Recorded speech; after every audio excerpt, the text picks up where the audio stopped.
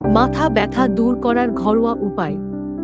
মাথা ব্যথা একটি সাধারণ সমস্যা, তবে ঘরোয়া কিছু উপায়ে এটি সহজেই উপশম করা যায়। কিছু কার্যকর ঘরোয়া উপায় আলোচনা করা হল। আদা চা। আদায় রয়েছে প্রাকৃতিক ব্যথানাশক উপাদান। 1 কাপ পানিতে কয়েক টুকরো আদা ফুটিয়ে চা তৈরি করুন। দিনে 2 থেকে 3 বার পান করুন। পিপারমিন্ট তেল। পিপারমিন্ট তেল মাথার রক্ত চলাচল স্বাভাবিক করে ও ঠান্ডা ভাব এনে মাথা ব্যথা কমায়।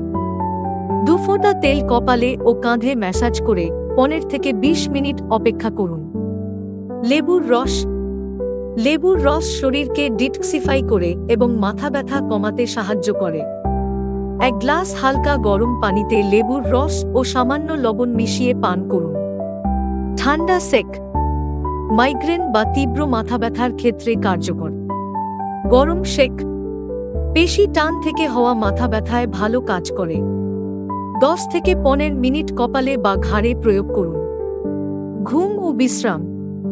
অনিদ্রা বা অতিরিক্ত মানসিক চাপ মাথা ব্যথার অন্যতম কারণ। পর্যাপ্ত ও শান্তিপূর্ণ ঘুম নিশ্চিত করুন।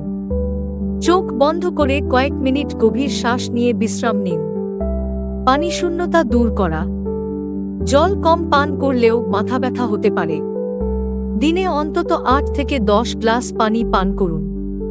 ফলের রস, ডাবের পানি খাওয়া যেতে পারে। যদি ঘরোয়া উপায়েও মাথা ব্যথা বারবার ফিরে আসে বা অনেক সময় ধরে থাকে, তবে অবশ্যই ডাক্তারের পরামর্শ নেওয়া প্রয়োজন। এ ধরনের জরুরি টিপস পেতে like, comment, share, subscribe, follow করুন।